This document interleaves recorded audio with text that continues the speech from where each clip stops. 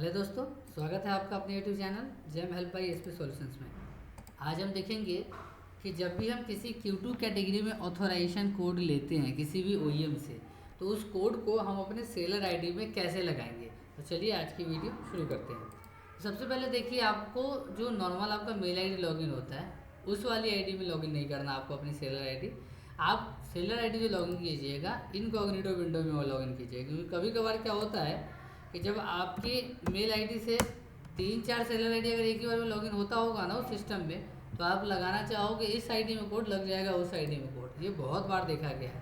तो इसलिए मैं रिकमेंड करूँगा आपको कि इनकॉग्निटो विंडो में लगाइए, जिससे आपको ईजी रहेगा कोड लगाने में। तो यहाँ पहले सेलर आईडी हम लॉगिन कर लेते हैं। एंटर।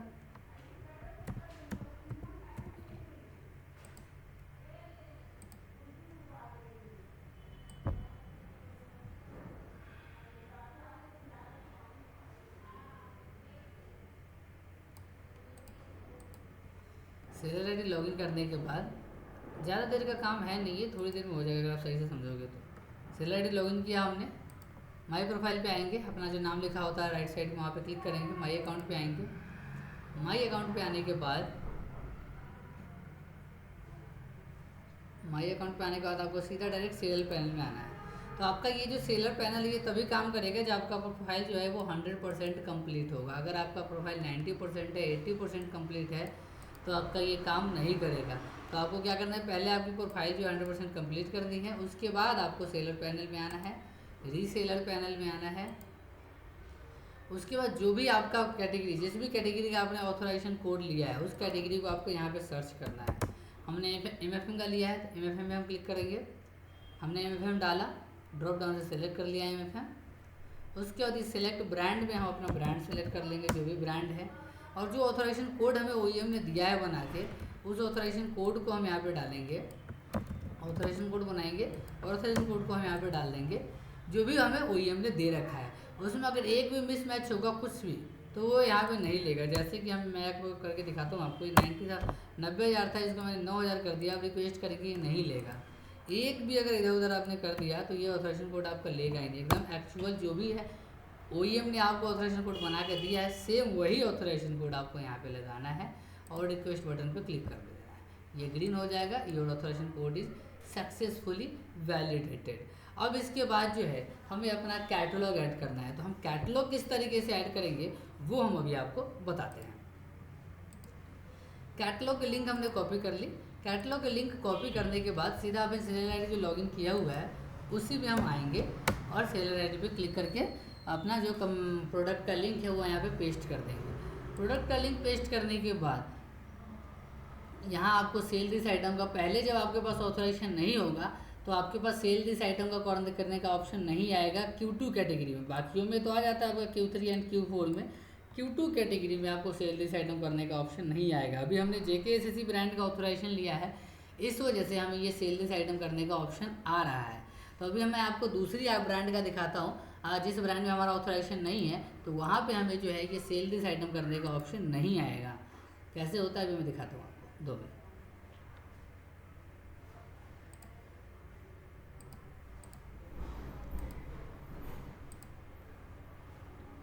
अब यहाँ देखिए, यहाँ बहुत सारे ब्रांड है। ये कैटेगरी जो है मल्टी फंक्शन MFM की कैटेगरी है।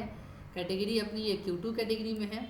अब यहाँ जो है JKSSE का तो अपने पास ऑथोराइजेशन है। कैनन का देखिए, बताता हूँ आपको। कैनन का देखिए, HP का देखिए, इनका ऑथोराइजेशन हमारे पास नहीं है। तो जब इनका भी ऑथोराइजेशन हमारे पास नहीं होता, उनको हमें सेल दिस आइटम करने का ऑप्शन नहीं दिखाता है। कैसे दिखाएगा अभी दिखते हैं हम। देखिए यहाँ जो है JKSSE वाला, इसमें हमें सेल दिस आइटम का करने का ऑप्शन दिखा रहा है।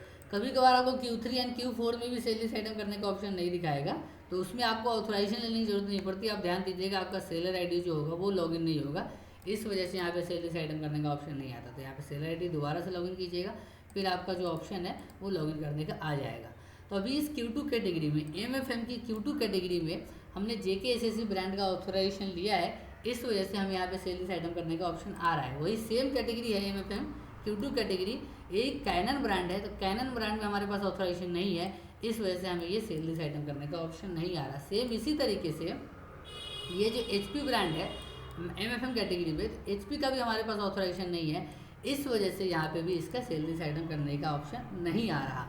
बाकी कोई और भी डाउट आपका रह जाता है तो कमेंट सेक्शन में पूछ सकते हैं, या नंबर डिस्क्रिप्शन में हमारा नंबर दिया गया है, उस पर भी कॉन्टैक्ट करके आप अपनी क्वायरी को रिसॉल्व कर सकते हैं। तो अभी देखिए, अभी सेल दिस आइटम पे क्लिक करते हैं।